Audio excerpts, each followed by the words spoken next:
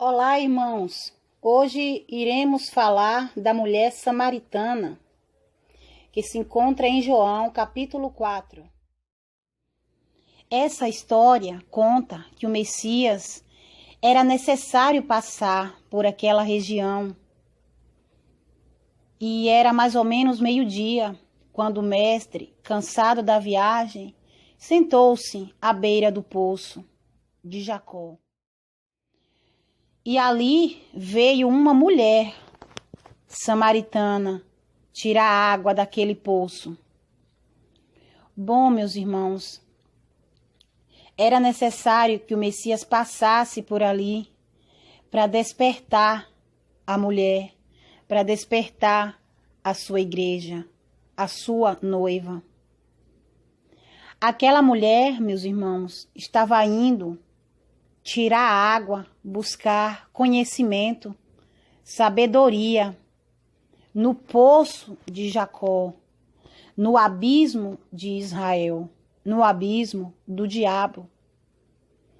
Então, meus irmãos, o mestre, ali sentado, pede para aquela mulher: mulher, dá-me de beber.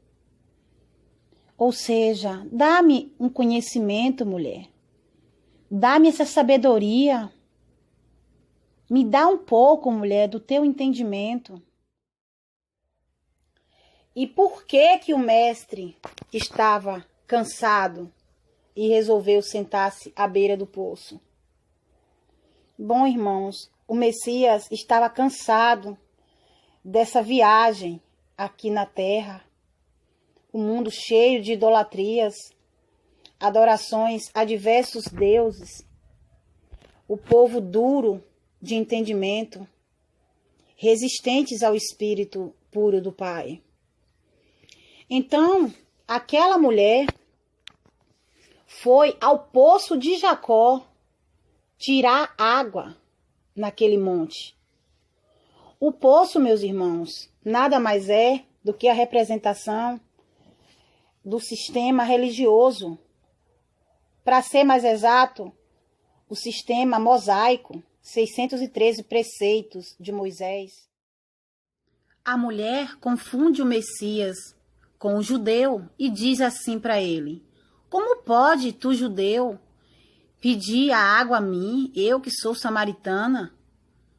Mas sabemos que o Messias era galileu, mas esse assunto fica para um próximo vídeo. Então, o Messias diz: se tu soubesse, mulher, quem que está lhe pedindo água, você lhe pediria e eu lhe daria a água da vida.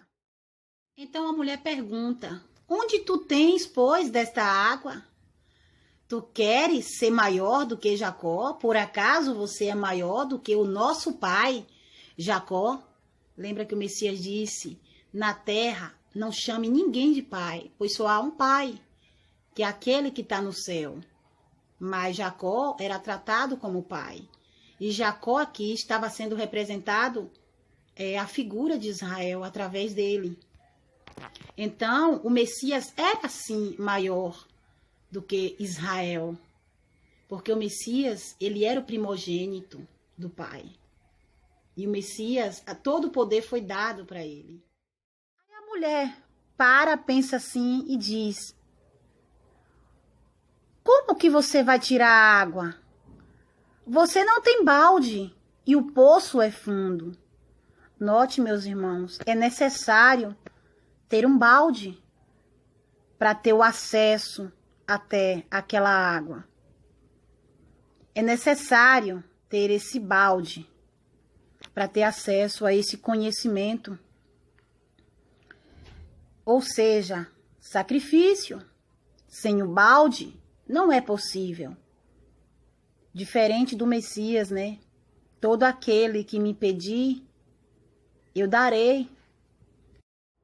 Observe também que o poço era fundo. Ou seja, a água, meus irmãos, tinha pouquinho lá no fundo. Muito difícil alcançar essa água. E se a água era lá no fundo, significa também que é uma água limpa por cima, mas por baixo é cheio de imundícia, de sujeira. Igualmente, o sistema religioso.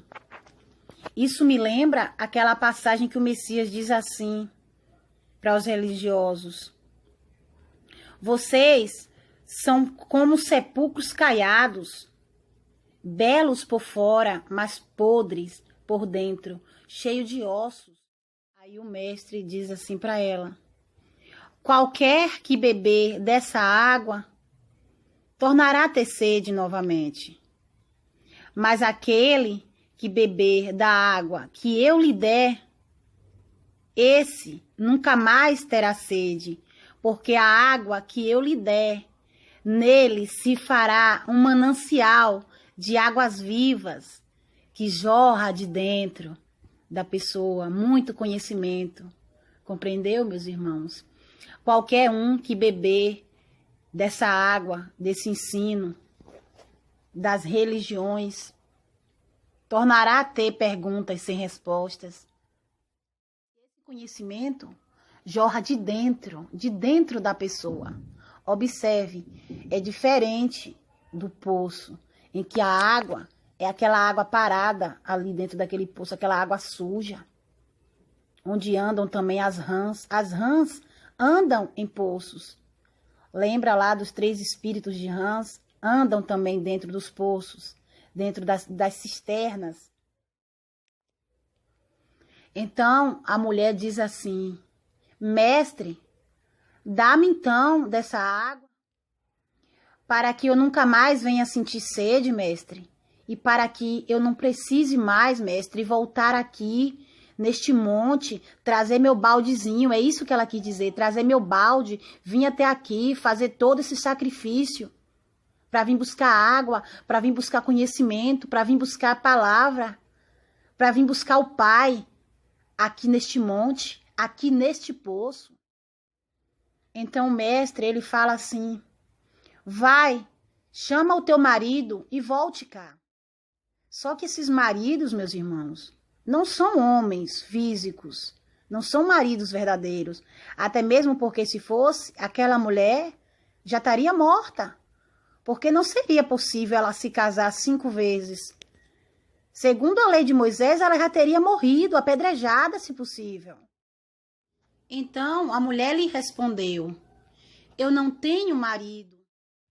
Aí o mestre diz: tu disseste bem, não tenho marido, pois 5 tu tiveste, e o 6º com quem agora você está não é teu de fato.